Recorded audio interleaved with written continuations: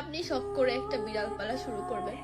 বিড়ালটা আপনার পায়ে পায়ে ঘুরবে, আপনার প্লেট থেকে একটু করে খাবার নিয়ে খাবে, আপনি ওর একটা নাম রাখবেন, ওই নাম ধরে ডাকলেও আপনার কাছে দৌড়ায় চলে আসবে, আপনার কোলে বসবে, আপনার বুকের উপরে উঠে একটু ঘুমাবে।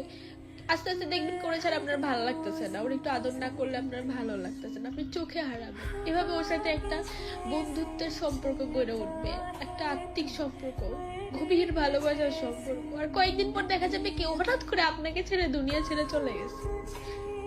মানুষ বলবে কি কি হয়েছে, একটা বিড়ালই তো গেছে, কিন্তু বিড়াল যে আসলে আপনার কি ছিল ওটা আপনি ছাড়া কেউ বুঝবে না।